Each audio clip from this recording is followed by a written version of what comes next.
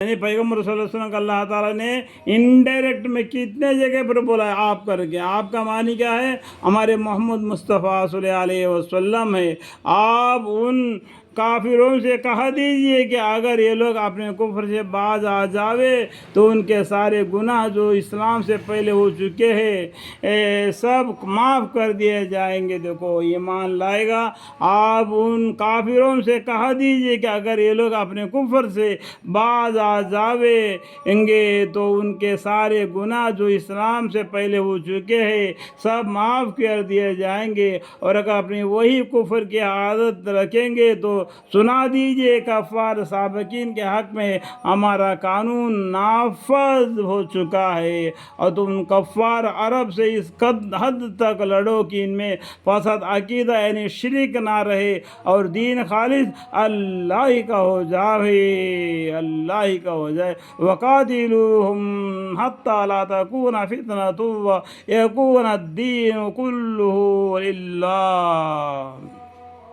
یعنی دین اسلام خالص اللہ ہی کا ہو جاوے. پھر اگر یہ کفر سے باز آ جاوے تو اللہ تعالیٰ ان کے اعمال کو خوب دیکھتے ہیں. پھر کفر سے باز آ کر ایمان لے آئے تو اللہ تعالیٰ ان کے اعمال کو دیکھیں گے. اور اگر روگردانی کرے تو یقین رکھو کہ اللہ تعالیٰ تمہارے رفیق ہے اور اچھا رفیق ہے اور وہ اچھا مددگار ہے.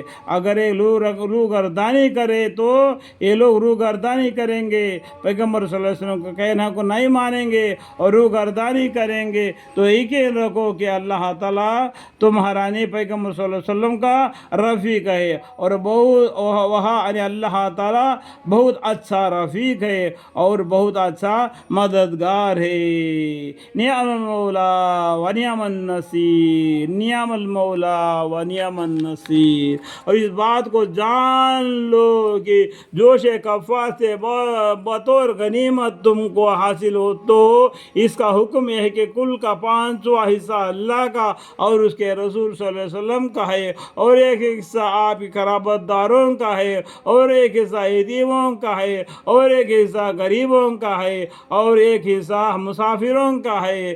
اگر تم اللہ پر یقین رکھتے ہو اور اس چیز پر جس کو ہم نے اپنے بندے محمد صلی اللہ علیہ وسلم پر فیصلہ کے دن مطلب ہے فیصلہ کا دن سے مراد یوم بدر ہے، بدر کی لڑائی ہے، کیونکہ اس میں امر حق و باطل کا فیصلہ وجہ ہو گیا تھا. یعنی بدر کے لڑائی کے بارے میں یہاں پر محمد صلی اللہ علیہ وسلم اپنے بندے محمد صلی اللہ علیہ وسلم پر فیصلہ کا دن یعنی بدر کی لڑائی ہوئی تھی اس دن فیصلہ فرمایا تھا، جس دن کے دونوں جماعتیں مومنون و کفار کے باہم مقابلہ ہوئی تھی. نازل فرمایا تھا اللہ ہی ہر شے پر پورے قدرت رکھنے والے ہیں، واللہ علی کل شیء قدیر.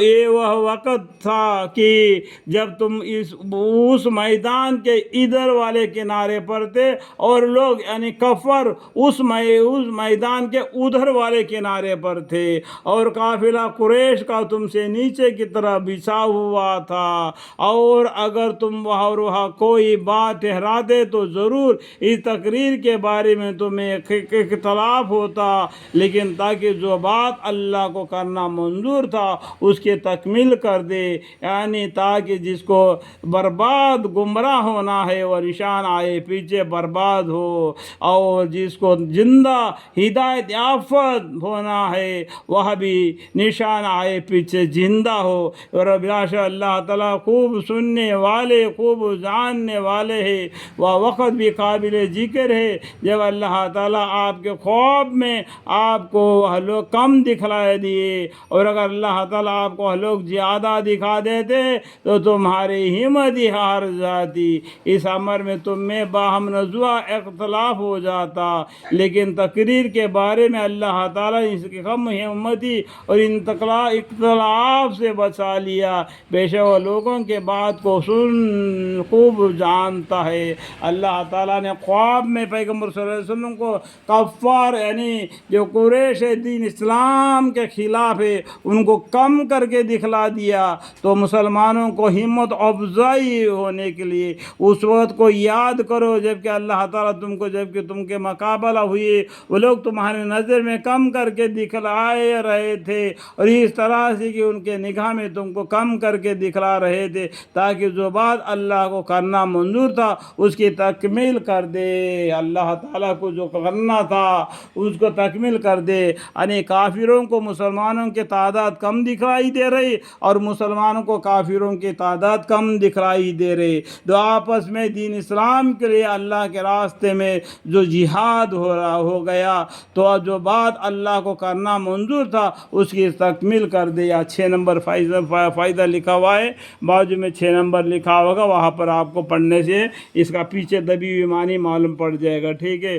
اور سب مقدمے خدائی کے طرف رجوع کیے جائیں گے. سب مقدمے خدائی کے طرف رجوع